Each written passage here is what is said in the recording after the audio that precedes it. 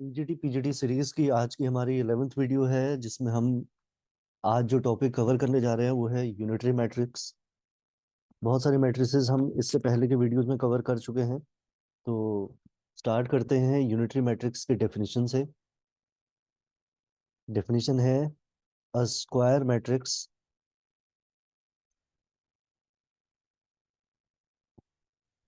A is said to be unitary if a into a theta is equal to a theta into a equals to I।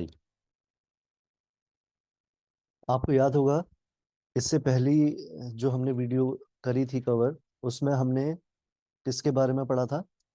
Orthogonal के बारे में। और कुछ उसी तरीके से यहाँ पे भी कंडीशन है। वहाँ ए इंटू ए ट्रांसपोज के बारे में हम बात कर रहे थे। यहाँ पे हम ए इंटू ए थीटा के बारे में बात कर रहे हैं। अब ए थीटा क्या होता है, ये आपको अच्छे से पता होगा। पिछले वीडियोस में भी हमने देखा था। ये कॉम्प्लेक्स एंट्रीज की बात होती है। अगर किसी स्क्वायर मैट्रिक्स में कॉम्प्लेक्स एंट्रीज हैं तो उसका कॉन्जुगेट निकाल के, उसका ट्रांसपोज अगर हम निकालते हैं, उसको हम ए थीटा बोलते हैं। तो अगर किसी मैट्रिक्स को उसके कॉन्जुगेट ट्रांसपोज से मल्टीप्लाई करके आइडेंटिटी आ जाए, तो इस टाइप की मैट्रिसेस को हम क्या बोलते हैं? Unitary matrix. ठीक है। एक पॉइंट आप ध्यान में रखेंगे, ये डायरेक्टली एमसीक्यू में भी पूछा जा सकता है। क्या? कि every real orthogonal matrices are also unitary. अगर ऑर्थोगोनल की बात करें हम, पिछले जिसने भी पिछले वीडियो नहीं देखा है, पहले वो यूनिटरी मैट्रिक्स के बारे में देखे, सॉरी ऑर्थोगोनल मैट्रिक्स के बारे में देखे, उससे आपको चीजें और क्लियर होंगी। ऑर्थोगोनल में हमने पढ़ा था ए इंटू ए ट्रांसपोज या A transpose into A equal to identity था।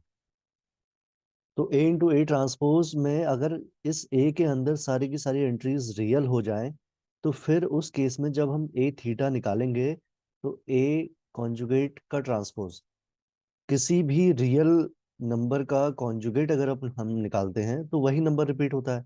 तो अगर मैट्रिक्स के अंदर ऑर्थोगोनल मैट्रिक्स पहले से आपको दी हुई है और उसके अंदर रियल एंट्रीज हैं, तो उसका कॉन्जुगेट निकालने का कोई मतलब ही नहीं है, क्योंकि वो फिर से वही आएगा। तो इस केस में ये डायरेक्टली ए ट्रांसपोज के ही इक्वल होगा। तो इसीलिए ये कहा जा रहा है कि अगर ऑर्थोगोनल मैट्रिक्स में रियल एंट्रीज हैं, तो उसको भी हम यूनिटरी मैट्रिक्स बोलेंगे। ठीक है। तो ये एमसीक्यू की फॉर्म में क्वेश्चन पूछा जा सकता है। अब आगे बढ़ते हैं। जैसे हमने ऑर्थोगोनल में देखा था कि कैसे हम पता लगाएं मैट्रिक्स को देख करके कि ये यूनिटरी मैट्रिक्स है या नहीं है। ठीक है। तो उसका आपको जो पॉइंट याद रखना है वो आप नोट डाउन कर लें। बहुत इंपॉर्टेंट पॉइंट है ये भी। A square matrix A is unitary if and only if, first point, sum of squares of modulus. क्योंकि कॉम्प्लेक्स में हम बात करेंगे तो कॉम्प्लेक्स में हम मॉड निकालते हैं पहले, of elements of every row column of A equal to one. आपको याद होगा, ऑर्थोगोनल में हमने पढ़ा था कि जो एलिमेंट्स हैं रो में, अगर इनका स्क्वायर करके ऐड कर दें, अगर वो वन आ रहा था, तो हमने उसको ऑर्थोगोनल बोला था। यहाँ पे एक स्टेप और आगे बढ़ना है, उसका मॉड्यूलस निकालना है, फिर स्क्वायर करके फिर ऐड करना है। हर एक रो या हर एक कॉलम में उनका जो सम आ रहा होगा वो वन आ रहा होगा। दूसरा पॉइंट आपको चेक करना है, sum of product of elements in any row of A and conjugate of elements in any other row या कॉलम, कॉलम पे भी अप्लाई होगा, of A equal to zero. तो ये दूसरी प्रॉपर्टी भी जो हमने ऑर्थोगोनल में पढ़ी थी उससे अलग हो गई कि आपने कोई भी रो के एलिमेंट सेलेक्ट किए, किसी भी रो के एलिमेंट सेलेक्ट किए और दूसरी कोई रो आपने उठाई, उसके कॉन्जुगेट ले लिए, एलिमेंट्स का कॉन्जुगेट ले लिया और मल्टीप्लाई करके ऐड करना है। तो ऐड करने के बाद हमेशा जीरो आना चाहिए अगर वो यूनिटरी मैट्रिक्स है। अगर ये दो कंडीशन सेटिस्फाई हो जाती है तो उसको हम क्या बोलेंगे, यूनिटरी मैट्रिक्स बोलेंगे। ठीक है, तो ये दो बहुत इंपॉर्टेंट पॉइंट्स हैं जो आपको याद रखने हैं। फिर वो क्वेश्चन जो हम हर एक टाइप में कर रहे हैं, क्या क्वेश्चन है, number of different diagonal matrices of order n which are unitary is equal to, options are 2 raised to the power n, 4 raised to the power n, and the last one is none of the above। तो approach वैसे ही करना है जैसे हम पिछले videos में कर रहे थे क्वेश्चंस को, बिल्कुल सेम उसी तरीके से अप्रोच करना है।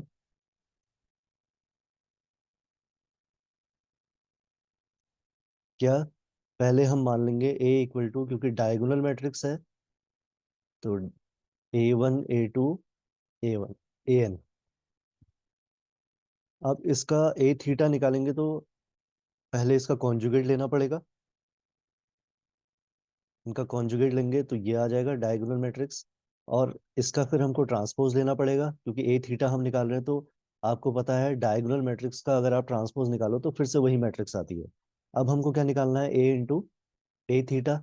दो डायगोनल मैट्रिक्स को मल्टीप्लाई कर रहे हैं तो डायगोनल मैट्रिक्स ही आएगी और कोरिस्पॉन्डिंग डायगोनल के एलिमेंट्स क्या हो जाएंगे, मल्टीप्लाई। तो ए वन किसके साथ मल्टीप्लाई होगा, ए वन कॉन्जुगेट से।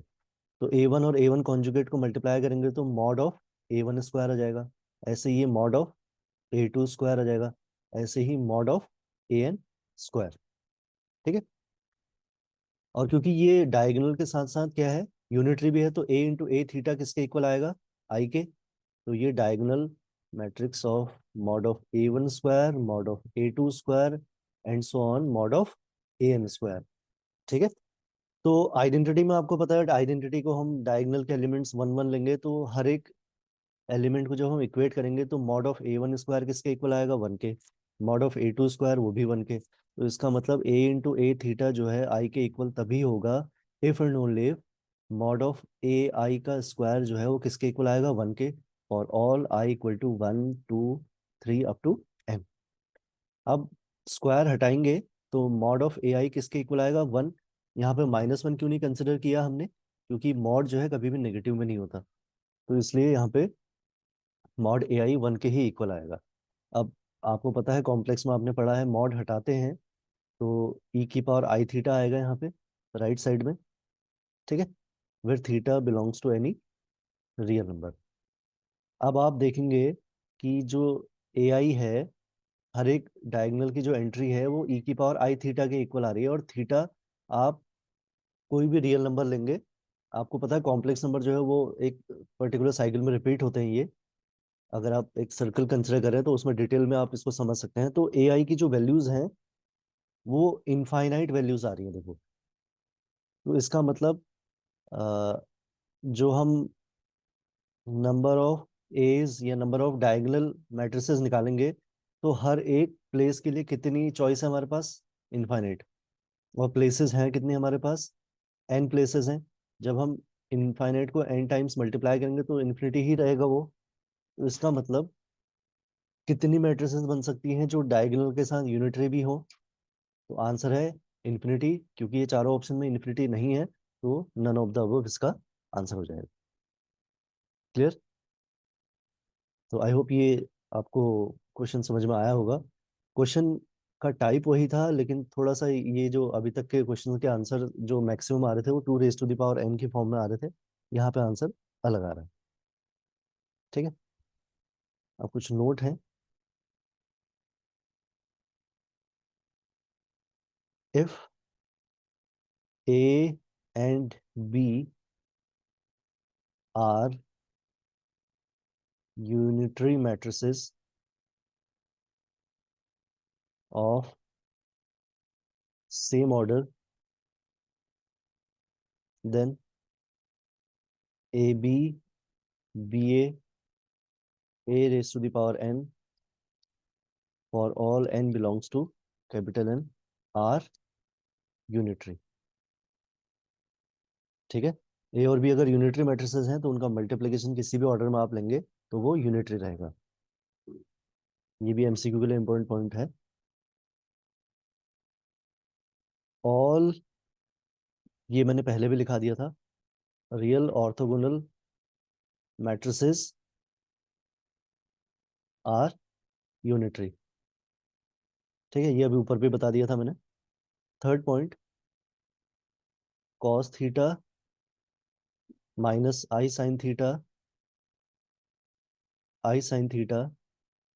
And cos theta for all theta belongs to real number is always unitary.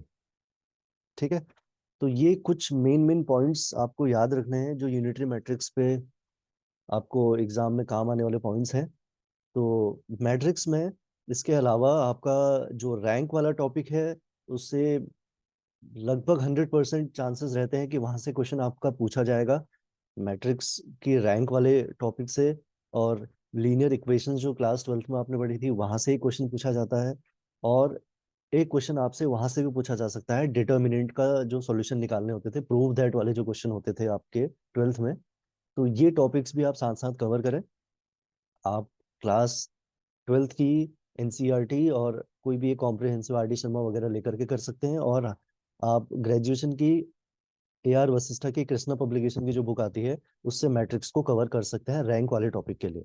वहां से लगभग 100% चांसेस बनते ही बनते हैं कि रैंक वाले टॉपिक से आपका क्वेश्चन पूछा जाए। कैले हैमिल्टन थ्योरम है, तो ये सारी चीजें आप मैट्रिक्स में कवर करें। और साथ ही साथ ये जितनी टाइप्स ऑफ मैट्रिसेस हमने आज तक वीडियो में कवर करे हैं इनको भी आप अच्छे से तैयार करें। तो यहाँ से आपके क्वेश्चन बनने के 100% चांसेस हैं। तो जल्दी मिलते हैं नेक्स्ट वीडियो में।